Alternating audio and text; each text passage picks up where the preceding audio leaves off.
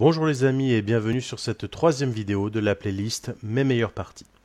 Pour cette troisième vidéo, nous allons regarder une partie qui a été jouée en 2015 dans le cadre du premier tournoi international des Lemovis organisé à Limoges, donc en 2015.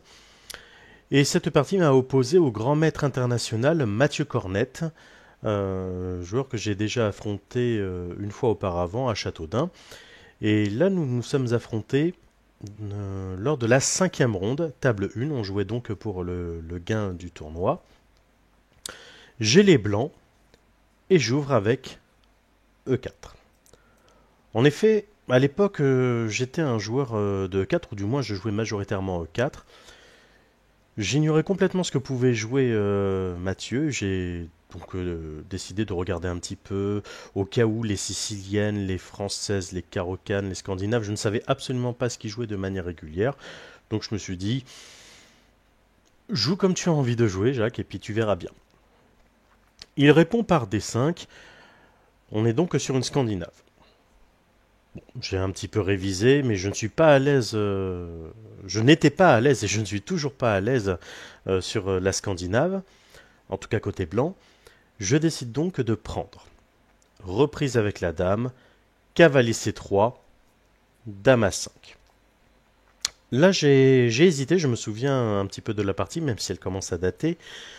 Je me suis souvenu de mon envie de jouer B4, le gambit Leonhardt, pour lequel il y aura une vidéo d'ici quelques jours. Mais je me suis dit, bon, c'est pas sérieux, t'affrontes un grand maître, il faut quand même que tu joues de manière assez propre. J'ai donc décidé de jouer une variante un petit peu plus classique, un placement un petit peu plus conventionnel avec le fou à l'italienne en C4, ce qui me permet de bien contrôler la case D5 et de taper sur F7. On est sur quelque chose de très classique. Cavalier F6, cavalier F3.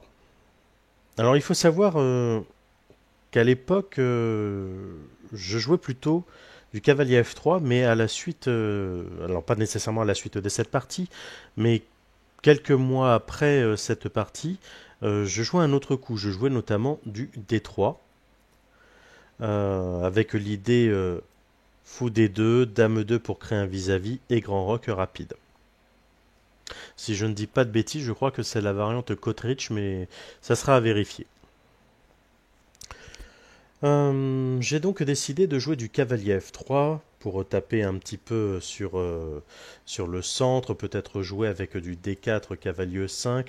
Ce sont des menaces un petit peu simplistes, mais jouer aux échecs simples est généralement une bonne idée, en tout cas dans l'ouverture. Je m'attendais à du fou G4, quelque chose de conventionnel. Je m'attendais aussi à du C6 pour permettre à la dame de se replier en C7. Donc du fou G4 ou du C6. Mais il a joué un coup que je ne connaissais pas, qui m'a vraiment désarçonné, à savoir cavalier C6. Et là je me suis dit, mais attends, c'est quoi le plan? Il ne peut pas rapatrier la dame.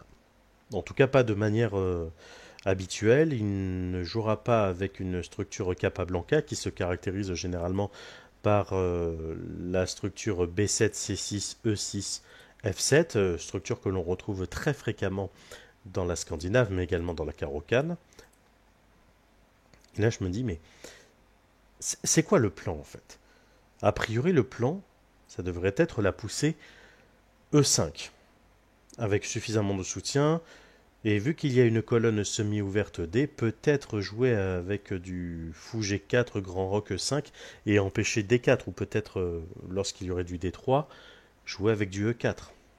Ah, c'est assez gênant parce que là, je naviguais à vue, je n'étais pas très confiant. Petit roc, fou G4. Bon, ça par contre, je m'y attendais. C'était conforme pas à mes prévisions, ce n'était pas une prévision météo bien entendu, mais je m'attendais à ce coup pour le plan Grand Roc et E5. J'ai décidé de demander l'adresse du fou par H3, en sachant pertinemment qu'en jouant H3, j'affaiblis la case F4 qui se situe à distance de cavalier, Et donc, si d'aventure il arrive à mettre un cavalier en F4, il pourrait attaquer ma chaîne de pions. Il était peut-être envisageable de faire fou prend, dame prend. Il y aurait potentiellement cavalier E5, mais il faut d'abord faire attention euh, au pion B7, car si cavalier E5 tout de suite, dame prend B7, je perds le fou, mais je gagne la tour sur échec. C'est assez difficile à jouer. Donc peut-être devrait-il le prévoir un grand roc avec l'idée cavalier E5. Et même s'il y a fou prend F7, bon bah là il pourrait y avoir du cavalier E5. Bon, il y a malheureusement du dame F5, cavalier F D7 pour éviter le vis-à-vis. Ça devient plutôt agréable pour moi. Dans ce cas, peut-être qu'il devrait jouer du E6 avec l'idée grand roc et cavalier E5, mais il y a peut-être une manque de cohérence. C'est peut-être pour ça qu'il a décidé de jouer du fou H5 avec l'idée de protéger le fou et aussi de venir en G6 pour taper sur C2. C2 qui est une cible potentielle sur une case sanctuaire. G4, j'ai décidé de prendre le taureau par les cornes et vraiment de dire, bah voilà, quitte à perdre, je vais vendre chèrement ma peau. Parce qu'on ne va pas se faire d'illusions. Euh, je m'attendais à perdre sur de très larges largeurs. Hein. Je m'attendais à me faire ratatiner. Dû au stress, dû à la précédente partie qui m'a beaucoup marqué. Bon, voilà, je me suis dit au moins je vais jouer. Fou G6, D3. J'ai décidé non pas de miner son fou, mais plutôt de lui interdire l'accès à toutes les cases restantes, aussi bien H5, F5 que E4. Je permets à mon fou de case noire de se développer, et de par l'absence de la poussée C7, C6, la dame ne peut pas se replier en lieu sûr. Et dans ce cas, peut-être que je peux jouer avec des idées comme fou D2 pour faire une attaque à la découverte, peut-être à base de cavalier D5 ou cavalier B5. Je dirais plutôt cavalier D5 pour contrôler B6 et menacer C7. Je peux essayer de jouer également avec du fou E3 pour chasser la dame, pour la harceler. Je vois qu'il y a des petites idées. Il joue E6. A3.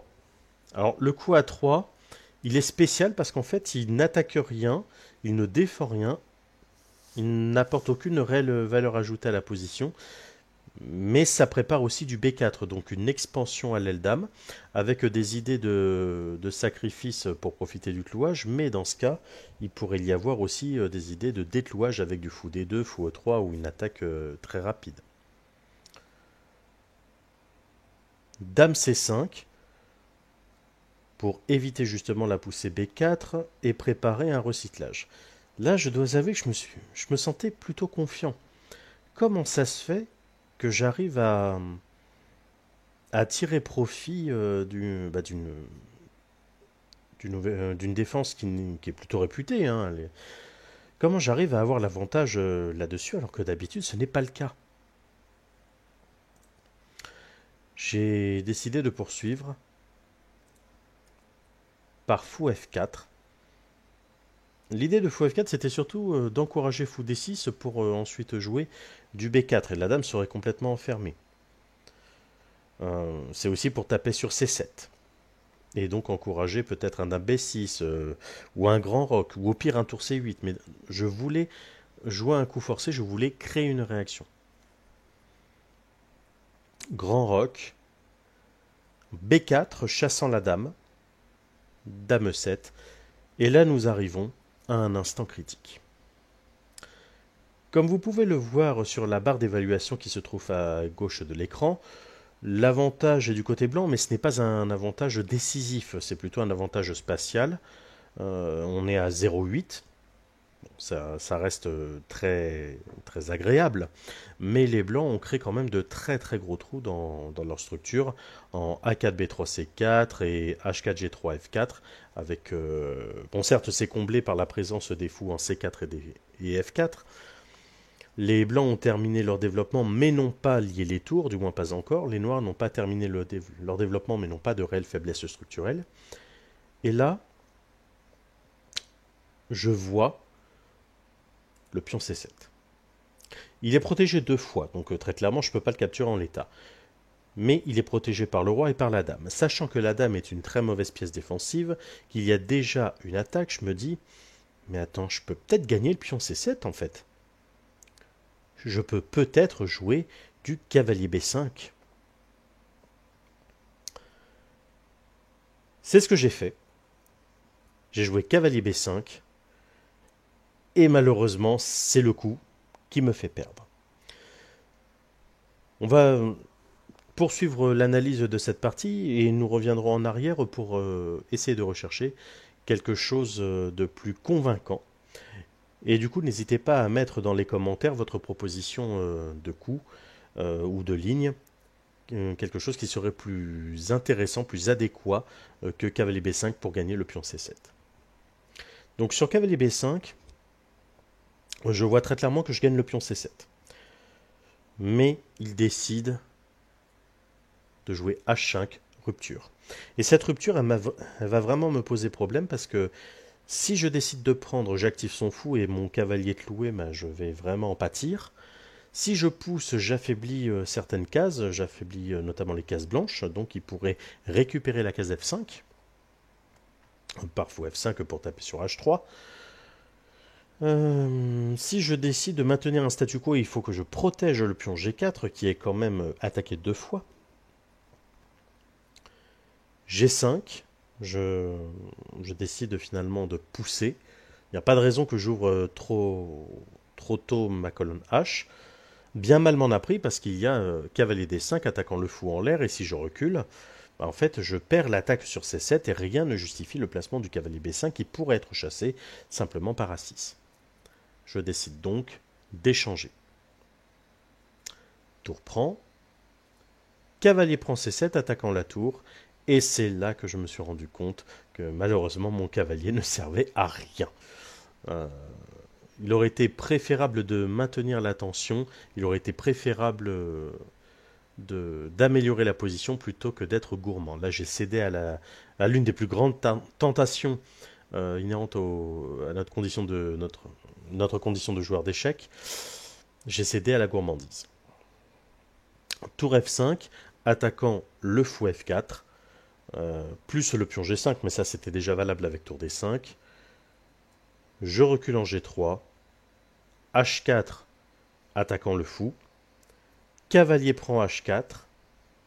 Là, je sens que ça sent mauvais, hein, très clairement. Je pars du principe que je vais perdre le cavalier C7.